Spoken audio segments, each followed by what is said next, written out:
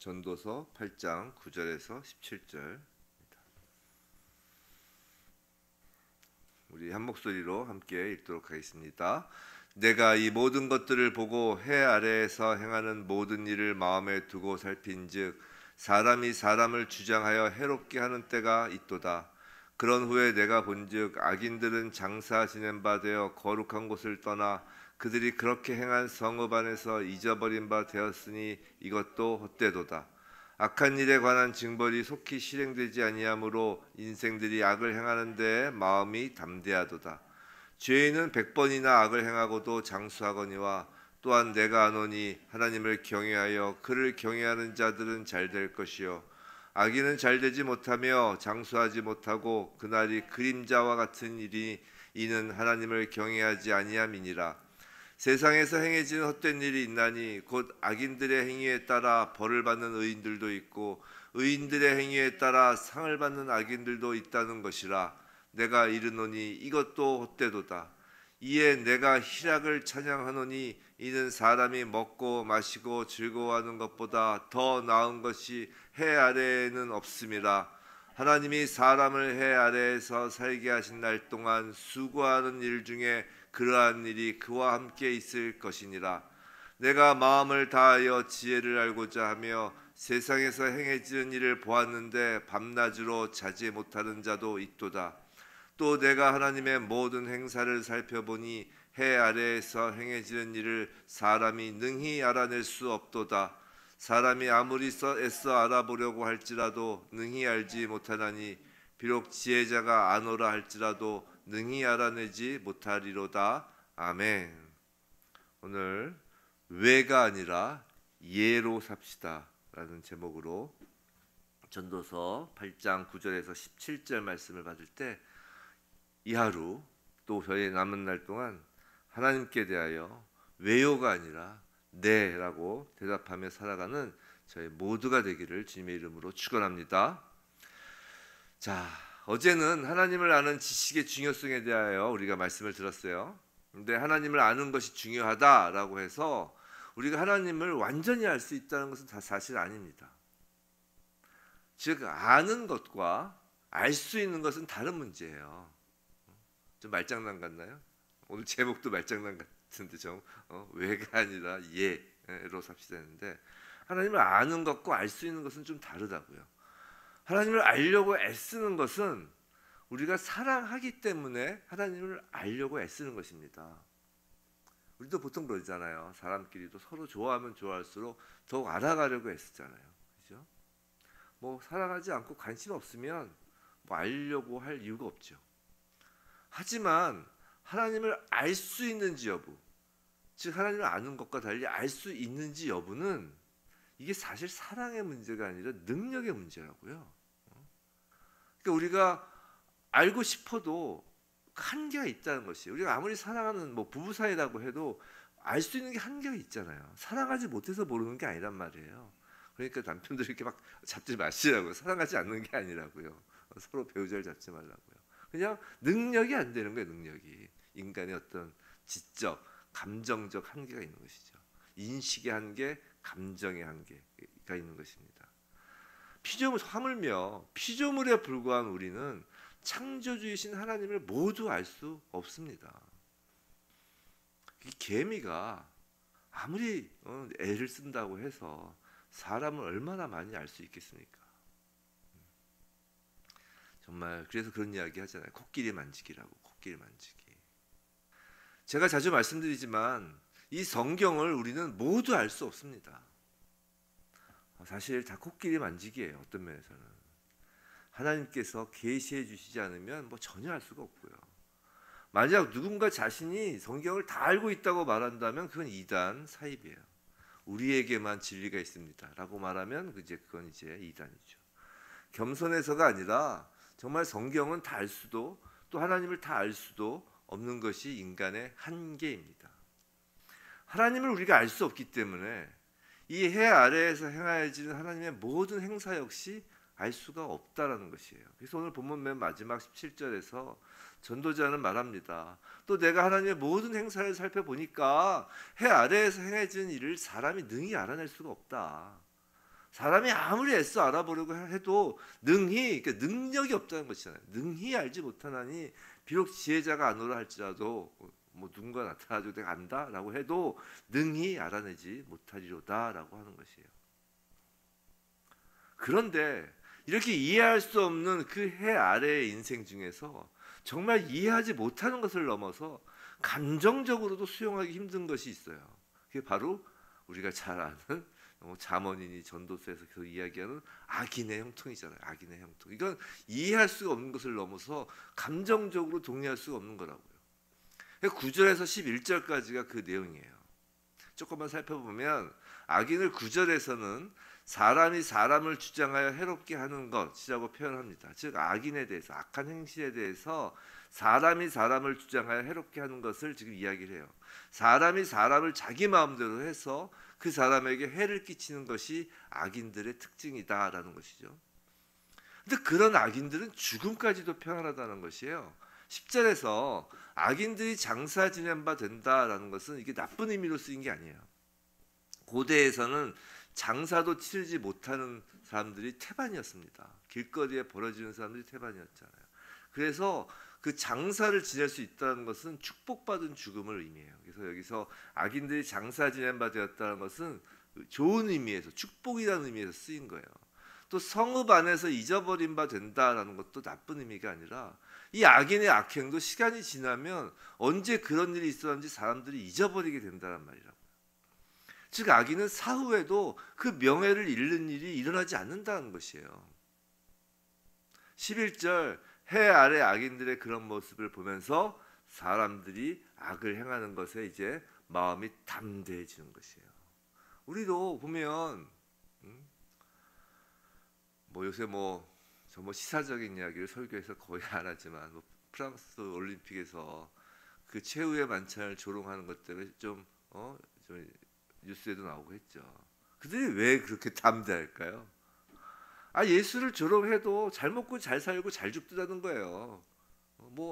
하늘에서 저주가 내리고 벼락이 떨어지면 안 그럴 텐데 잘 먹고 잘 살고 잘 죽기까지 하더라는 것이죠. 후손도 잘 돼. 그러니까 담대한 것이죠. 예수를 조롱하고 하나님을 조롱해도. 제가 예전에 그런 말씀 드린 적 있나요? 이제 로마서 강의할 때 비유 들었던 건데 제가 든 건 아니고 다른 분이 얘기한 건 실화인지 그건 실화였던 것 같은데, 이게 뭐냐면 어떤 그 목사님이 막 이제 설교를 하는데 어떤 불신자 청년이 앉아 있더니만 그랬다는 거 아니에요. 내가 여기서 5분 동안 5분인가 10분인가 제가 정확히 기억이 안 나요. 하나님을 엄청 욕하겠다. 막 있는 없는 말을 다 해가면 하나님을 욕하겠다. 근데 그 안에 나에게 벼락이 떨어지지 않으면 그럼 하나님 없는 것이다 라고 이제 막 5분인가 10분인가 입에 담을 수도 없는 욕을 했다는 것이죠. 마치 지금 프랑스 올림픽에서 그 예수를 조롱하는 어떤 그런 걸 한 거예요. 그 10분 안에 벼락이 떨어져서 그 청년이 죽었을까요? 안 죽었죠. 그러니까 이제 그 청년이 의기양양해서 그 목사님한테 커봐라 하나님 어디 계시냐. 그러니까 목사님이 뭐라고 그랬다는 거 아니에요. 나는 하나님께 조금만 잘못하고 조금만 욕해도 바로바로 벌을 내리시는데 그거는 당신이 이렇게 하나님을 욕해도 벌을 내리시지 않는다는 건 당신을 버린 거예요. 그랬다는 거예요. 당신 하나님과 전혀 무관한 사람이기 때문에 그런 거예요. 그랬다는 것이죠. 그 청년이 얼굴이 빨개져서 돌아갔다는 것입니다. 지금 그거와 비슷하죠. 프랑스 올림픽하고. 여하튼 사람들이 그냥 아무 일도 안 일어나니까 담대해진다는 것이에요. 12절 그래서 죄인은 100번이나 악을 행하고도 장수한다는 것이에요. 12절 그 후단 부분 또한 이것은 이제 그 접속사가 원어에 의하면 그러나로도 해석될 수 있는 거예요. 자, 해 아래에서 이해할 수 없고 받아들이기 힘든 것은 악인의 형통함뿐이 아니에요. 자, 지금 악인의 형통함에 대해서 우리는 이해할 수 없다는 것이죠. 또 감정적으로 받아들일 수 없어요. 근데 그것뿐이 아닙니다. 이제 14절부터 보시면 14절 악인들의 행위로 이제 더해요. 악인들의 행위로 의인들이 벌을 받을 때가 있는 거예요. 이게 악인들이 행해서 악인들이 벌 받으면 모르겠는데 의인들이 벌을 받아요. 또 또 의인들의 행위로 의인들이 상을 받아야 되는데 의인들이 상을 받지 않고 악인들이 상을 받는 경우도 있다는 것이에요. 정말 이러면 정말 속에서 울분이 터져 나올 것 같은 상황이죠. 이런 상황이 사실 우리 인생 가운데 얼마나 자주 벌어지는지 몰라요. 예를 들어 볼까요? 뭐 어렵게 생각할 거 없어요. 음주운전을 해요. 누군가가. 그 음주운전하는 사람이 죽어야죠. 가드레일을 받아서 만약에 죽어야 된다면. 근데 음주운전을 해가지고 중앙선을 침범해서 마주오는 차에 사람이 죽었다고 죽는 경우가 얼마나 많아요. 또 길 가는 행인들이 죽는 경우가 있고. 또 보통 그렇게 해서 죽는 사람들 보면은 그 뉴스에 나오는 것 보면 대부분이 희한하게 또 그렇게 돌아가시는 분들은 아주 선하신 분이에요. 집에 통닭 싸들고 가시는 분, 아이들을 위해서 열심히 새벽부터 밤늦게까지 일하시는 분들, 정말 법 없이도 살 사람들, 그런 분들이 또 죽더라고요. 그렇잖아요. 반대로 이제 의인들의 행위로 악인들이 상을 받는 경우도 있습니다. 예를 들어서 모든 것을 버리고 독립운동하던 사람들의 후손들은 비참하게 살아요. 근데 해방된 나라에서 과거 그 독립하던 사람들을 잡던, 죽이던 사람들이 또 해방된 나라에서 풍족함을 누리는 경우도 있어요. 우리 그 6, 70년대 그렇게 열심히 살고 정말 그렇게 해외 나가서 막 근로하면서 나라의 경제를 부강하게 했던 그 세대 사람들은 오히려 그 풍요를 누리지 못하고 오히려 후손들은 이 버르장머리의 후손들은 조상들 욕이나 하고 있고 60년대 70년대 그 선배들 욕하기나 하고 그러면서 풍요는 자기네들이 다 누리고 뭐 그런 거라고요. 정말 해 아래 인생에서 인간이 이해할 수 있는 것이 별로 없습니다. 우리 이처럼 이해할 수 없는 인생 속에서 특히 나 자신에게 도저히 그 원인을 알 수 없는 고난 시련이 닥치면 이제 우리 입에서는 왜요? 라는 말이 이제 외쳐지게 되는 것이에요. 이게 왜요입니다. 이해할 수 없기 때문에 왜요? 라고 하는 것이에요. 이해할 수 없는 인생 속에서 터지는 왜? 라는 하소연을 담은 성경이 있죠. 성경 그 한마디로 왜? 라는 것을 담은 성경이 뭐예요? 욥이잖아요. 욥. 욥 왜? 욥기가 바로 그거잖아요. 욥의 세 친구들은 이제 자신들의 일이 아니니까 제3자이니까 자신들 나름대로 그 왜에 대한 답을 찾아줍니다. 욥에게. 그 원인을 찾아서 욥을 설득하는 거예요. 이게 너가 왜라고 하는 거에 답이야. 라고 하면서 그 왜에 대한 답을 욥의 죄로 이제 정의 내리죠. 그게 세상 사람들이 이야기하는 것이에요. 하지만 욥의 입장에서는 억울하죠. 아예 욥기 시작할 때부터 욥은 의인이다 라고 아예 정의 내리고 시작을 하잖아요. 아무리 생각해도 욥 자신에겐 그토록 고통을 받을 이유가 없었다는 말이에요. 그래서 욥은 계속 하나님께 왜를 외치는 거예요. 왜? 그 세 친구들은 전혀 도움이 안 되는 것이에요.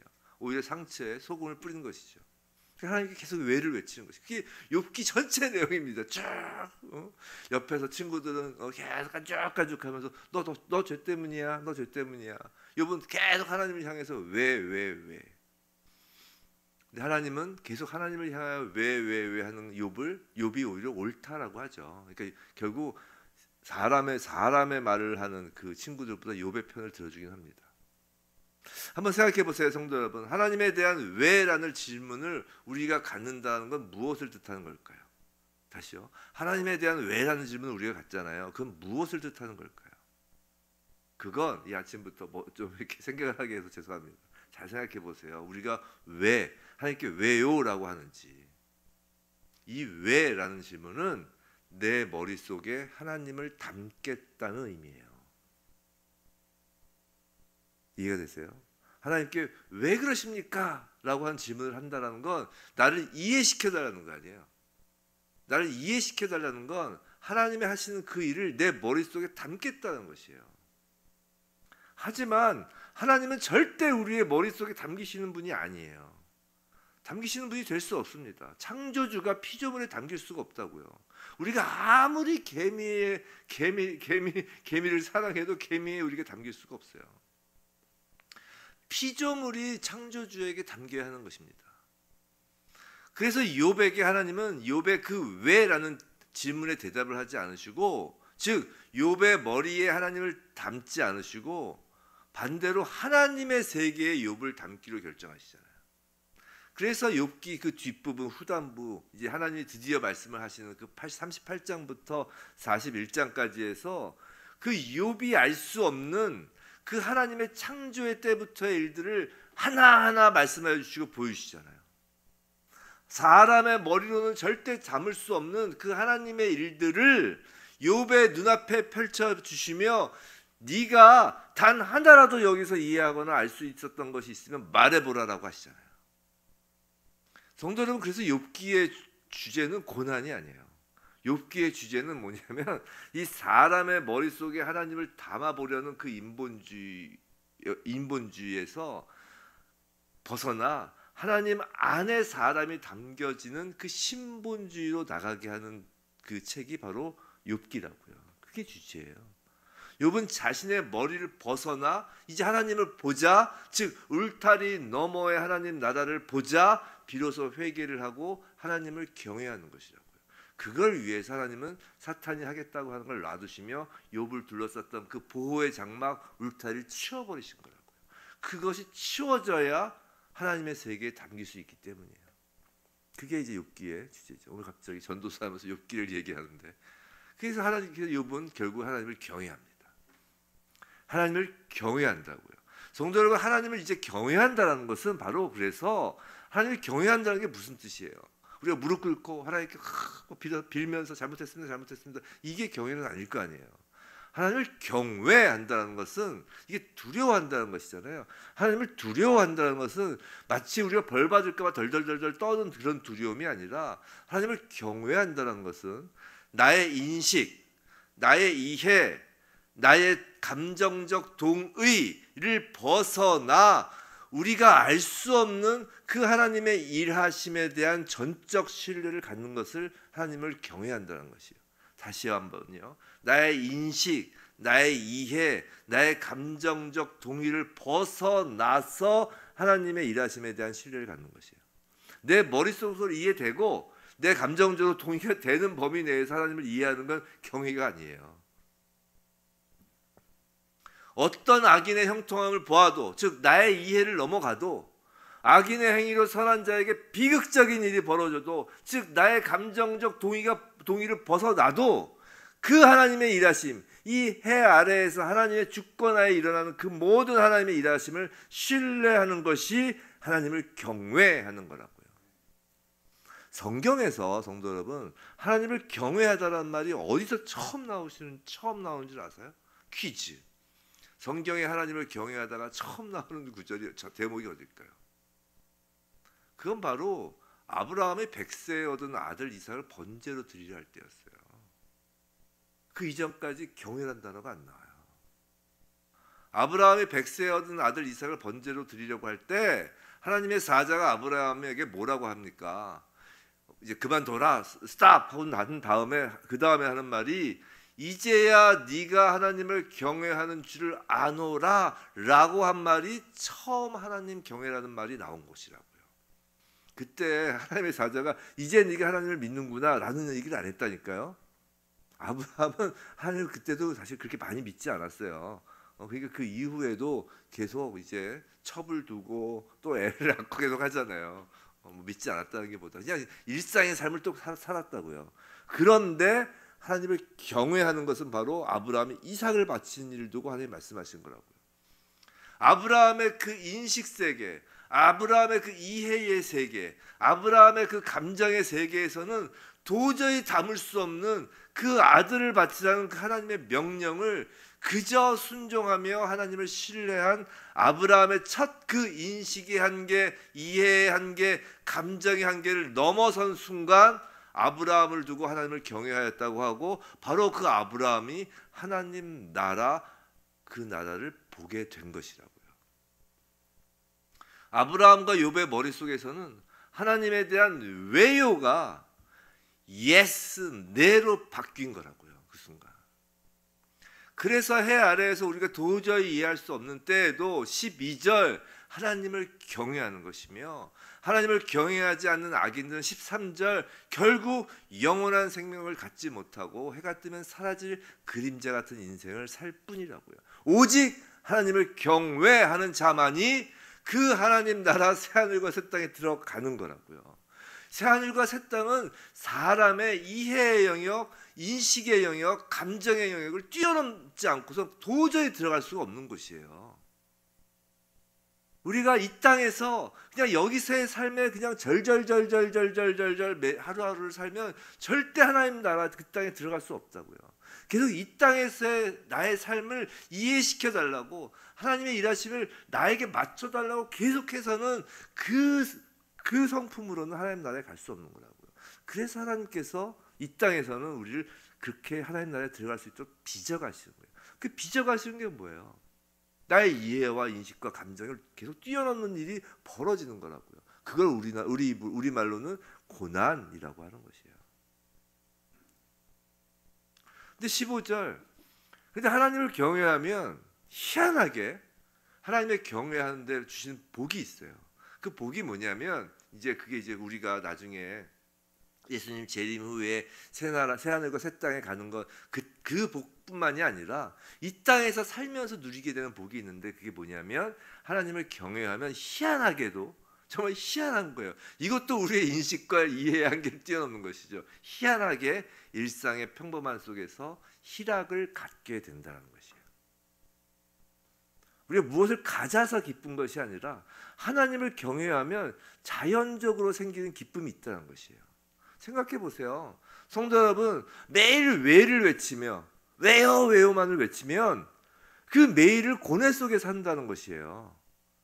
또 그 매일을 맨날 분노와 억울함으로 산다는 것이에요. 그렇잖아요. 그것이 하나님을 만나기 전에 욥의 모습이었다니까요. 하지만 욥이 하나님을 만나자 여전히 욥의 병이 낫기도 전이었는데, 그 고통이 끝나기 전이었는데, 욥이 자신의 머리를 뛰어넘는 그 하나님을 만나자 욥은 기쁨을 찾게 되고 하나님 앞에 엎드려 회개하며 경외하게 된 것이죠. 성도 여러분, 매일을 기쁘게 살 수 있는 이유는, 성도가 매일을 기쁘게 살 수 있는 이유는 매일 우리에게 어떤 조건이 채워져서 매일 기쁜 게 아니라고요. 그건 세상 사람들하고 구별되지 않잖아요. 그럼 거룩한 성도가 아니잖아요. 우리 보고 성도 뭐예요? 성도 세인트잖아요. 거룩한 자라면서요. 세상의 조건이 충족돼서 기쁘고 세상의 조건이 충족되지 않으면 슬프고, 그게 뭐 거룩해요? 똑같은 개미죠. 그러면은 하나님의 자녀라면서요. 성도 거룩한 자라면서요. 그럼 무엇이 다른 것이냐면, 매일을 기쁘게 살 수 있는 이유가 우리의 삶이 이해가 되고 하나님의 하시는 일을 모두 알게 되어서 기쁜 것이 아니라는 것이에요. 우리가 매일을 기쁘게 살 수 있는 이유는 여전히 삶이 이해되지 않고 하나님을 여전히 잘 모르겠지만 하나님을 경외할 때 나오는 기쁨이라는 것이에요. 이게 다른 것이에요. 하나님을 신뢰하고 경외하면 소중한 하루를 왜로 낭비하지 않고 예로 채우면서 그때서야 하나님께서 주시는 그 기쁨을 누릴 수 있는 거라고요.